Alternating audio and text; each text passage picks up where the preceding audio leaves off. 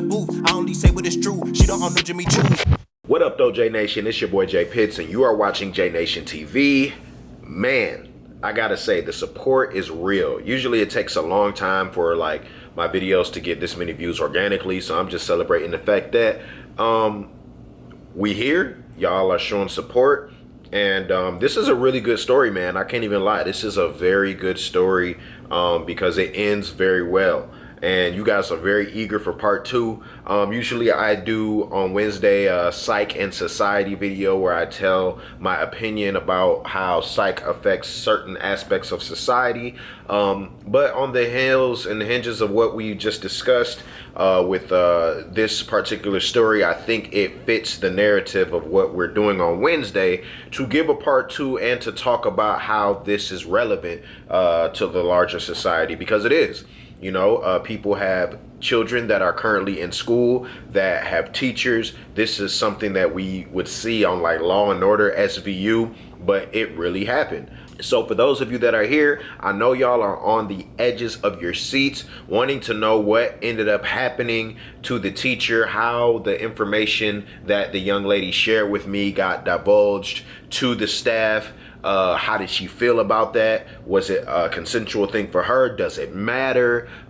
There was even an issue that I addressed via video on TikTok because somebody had said that I abused this young girl's trust by not telling her that I was going to tell the staff if she shared certain things with me, because as a technician, if somebody says, you know, like, hey, I want to make sure that you don't tell what I'm going to say to the staff, the by the book answer would be for me to reply and say, hey, according to my job, I have to warn any of my staff members or put them to the knowledge of what you discuss if it endangers you or other people, which would have been what her statements to me fell under the category of. I did not say that statement to her after the fact, but I did not mislead her. So we're going to talk about that too, because I think that's worth addressing just for educational purposes. I already know where I stand on it. I'm completely confident on the course of action that I took. So for those of y'all that's new here, my name is J Pitts. I do music. I'm a songwriter and a beat maker, but I used to work in the psych ward for over 6 years, and I like to tell stories about my experience and just having a larger conversation around normalizing certain things, but also deconstructing the complications of the mental health system when it comes to disorders and all those things. Am I a doctor? No. Am I a trained, educated medical professional that you should look at and take the things that I say as Bible? No. This is me sharing my views, my take, my lens.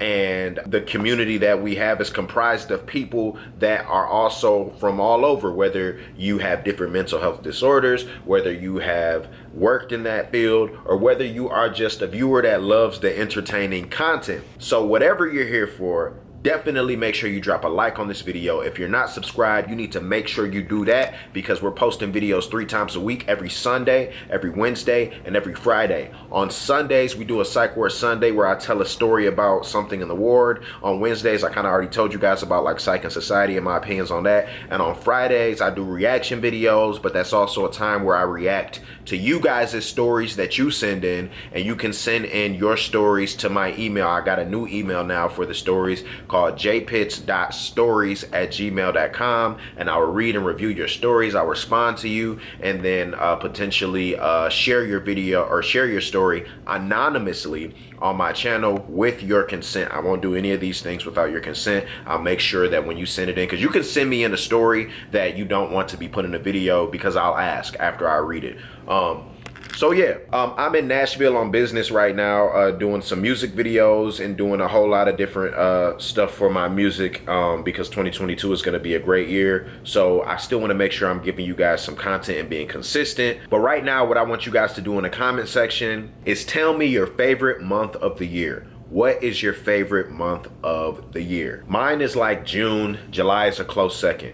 My birthday's in May, but June is just that month where it's like no worries. There's vacation happening, the sun's out, and I'm usually having a lot of fun and good times with the family. But let me know what your favorite month of the year is. And without further ado, let's get into part 2 of the video what happened, what was the result of everything with this young lady and the teacher that was sleeping with her. It's Wednesday, my dudes. So we had left off wondering what happened. So let me take you back a little bit to once she was done telling me all these things.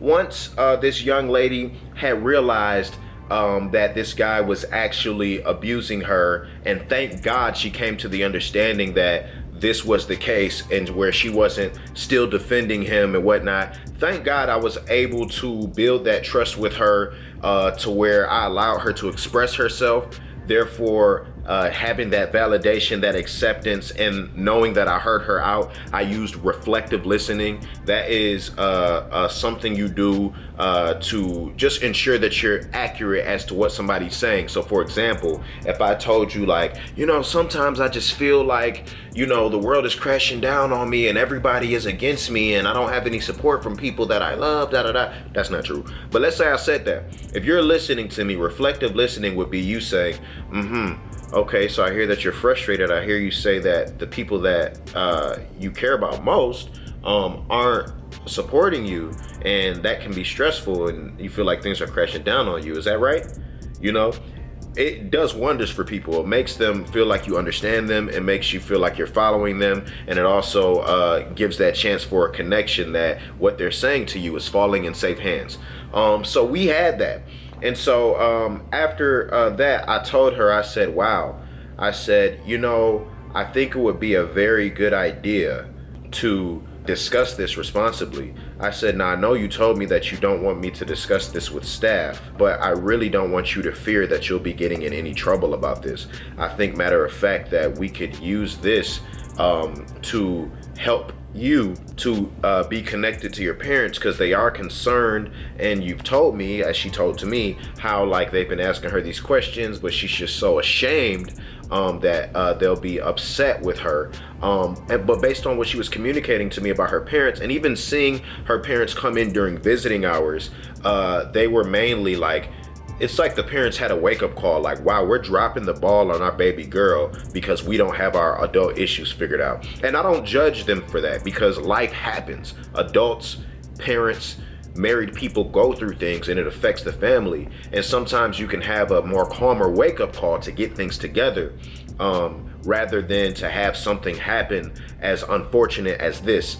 But during visiting, they were very attentive to her. They were very communicative, very concerned. She was shut down, but I could tell she was conflicted. Everything in her wanted to connect to her parents, but she was so afraid that she wasn't going to be the sweet daughter that they thought she was. And she was afraid of what it meant for this gentleman that she felt she had a genuine connection to if she were to spill the beans. So that was the energy during visiting hours with her parents. But I was able to convince her that, getting the truth of the matter will allow you to get the proper protection that you need from your dad. And I could say that confidently because based on how she described her relationship with her dad prior and what he was attempting to do now, the things that he was saying, it seems safe to say that he wanted her best interest in mind. And based on watching them day after day during visiting hours and their interaction, I felt like that was a pretty safe thing to say and go by. And I said, this is a messy situation. I said, at the end of the day, your parents already know, that this is an adult. All they are concerned about is your safety and also reconnecting with you. And she was telling me about how she wants to be able to talk to them and also have support. So imagine, this is really weird now. It's very interesting. She pointed out to her parents that me, a staff member, was somebody that was trustworthy, that she was talking to. And I'm not gonna lie, y'all, I'm gonna just keep it blunt. Maybe y'all have different views and might disagree with what I'm about to say.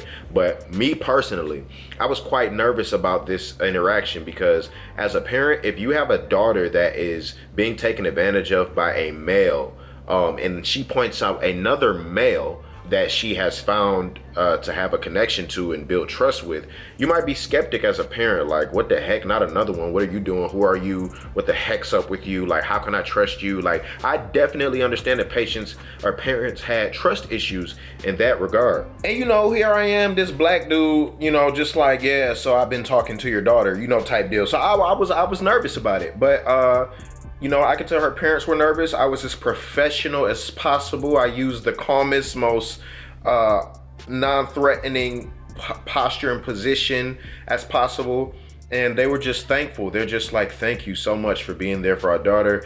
Thank you. Like, we see the difference in her opening up. We see the difference in her getting closer to trusting us and rebuilding with her. And honestly speaking, I was tripping because they were more so focused on their issues and they were afraid of me judging them, because they're like, I know she's probably told you about how things were going on at home, and we're doing our best to try to make things right between us, so that because meanwhile they're all ashamed and in their own heads as parents, because they're thinking I'm like, man, y'all so irresponsible. Y'all got your daughter out here getting messed up. But I didn't look at it that way. So funny how that works.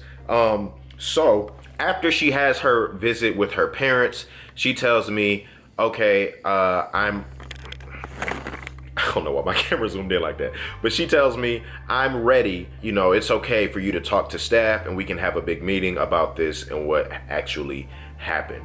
So I didn't need her consent to talk to the staff, because it is my duty as a technician to share this regardless. And I didn't know how I was going to do it, but I knew I had to do it and that I was going to share that information, because I'll be damned if I send this girl back out into the world and she don't know how to handle things, but I leave it up to a 13-year-old to put up boundaries for a dude. And no, you're not supposed to handle that. You shouldn't have been in this situation. You've been abused. And therefore, you need a responsible adult to speak for you. And that's kind of me getting into that comment on TikTok that was saying like, hey, you might have abused her trust by not telling her immediately that you as a technician would be telling the staff whatever she says. Had I done that, she would not have told me anything. She would have shut down and this guy would have been able to continue to go on the loose. So when I told the staff members what happened, they're very excited. They're like, oh my gosh, Jay, you're the patient whisperer, all that stuff. I just cared about, this young lady being back safe and this gentleman that was doing this stuff being brought to justice. So what ended up happening was after I sat down with the staff, we ended up having a meeting and a sit down, and the doctor was brought in, and she had to, kind of write this down, and we had to document, and then the police got involved and she had to kind of repeat her story with the police, and her parents were involved with this. And it was a very hard thing to do as they sat in the room and just seeing the tears be exchanged, the anger. But the beautiful thing about it was seeing the family hug each other afterwards, cry together, apologize to each other, and just renew their connection to where this young girl doesn't have to be lost. She doesn't have to, live with this in a way where it's like you're dirty. Obviously, I'm sure she has to undergo some therapy, which she did, and readjustments of things. But there was such a relief from her that she was now safe and in a position where she belonged, with her parents alongside them, with the safety of her family. So what happened to this gentleman? So here's the interesting thing. His wife had already found out about the fact that he was sleeping with other people, but she did not know that it was underage girls. So when this guy ended up getting arrested, his wife had already left him for like a week, and they found him. I don't remember where they found him, but I don't think it was at his house. And so basically, the police ended up finding evidence that this guy wasn't just doing this to this young lady, but to other young ladies as well. And the evidence was in pictures, in videos, in text messages. Like, dude had himself screwed and nailed to the wall. And I can only imagine upon maybe if she found out, the young girl or not, that she was very repulsed and just disgusted of being a part of something that she thought was exclusive. But yeah, this guy is locked up. I don't know for how long. I didn't know his first name or anything like that, and I don't think there were any news articles or publications written on this matter. So I'm not sure. I haven't been able to follow up on any of that stuff, but I did know he was brought to justice, and I do know about the evidence that was brought, including from the young lady, which should get you behind bars and on the sex offenders list for a good while. I don't know how he'll be able to readjust, but dude needs to be locked up. He has some very huge issues. Crazy how he could have just had a normal life being a teacher, but he decided to use that position to reel in young people. So to all the parents out there, make sure you pay attention to your kids. Make sure you ask them how's school going, and not just passively where you're looking away. Look them in their eyes. Ask them how their day is going. Make sure you're being intentional about the time you're spending with them. That's meaningful. Find out what their love language is. Do they thrive off of their relationship with you when you say positive words to them? Is it when you spend time with them? Is it when you touch them and hug them? Is it when you think about them and do something for them? Is it making sure when they're around their birthday or holidays or stuff that you're giving gifts to show that you care? Like, whatever it is that you can do as a parent, and each child can be different, make sure that you're tapping in and doing your best. Understand there's single parent situations. You might be in financial stressors. As long as you can communicate that your intention and your presence is that you desire to be with them over anything that you do, and you communicate that effectively, you can create a big means of safety for your kid.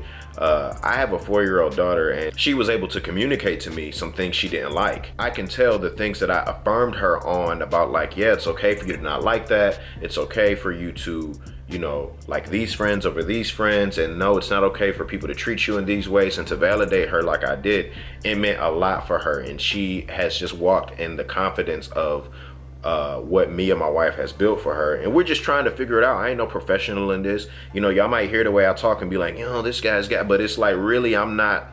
I'm figuring it out just like everybody else. So that's all we can do, y'all, at the end of the day. But I hope you guys enjoyed this story. If you're not subscribed, please make sure you do that. Make sure you drop a like on this video. And this was probably one of the more popular stories that I did. So if you want to share this with a friend, that would mean a lot as well. So I appreciate you guys for watching. Please make sure you follow me on TikTok, because I am gonna be continually posting psych ward stories and everything. And if you care enough, you can follow my music journey too. I do good stories, but I also got great music as well. If that's your thing. But if you just like me over here, hey, I'm not tripping, But yeah, thank you guys so much for watching and for tapping in with me. And I will see you guys on Friday for a reaction to either a video or one of your stories. So you can send me stories at jpitts.stories@gmail.com, and it's in the description. Appreciate y'all. Love y'all. J Pitts.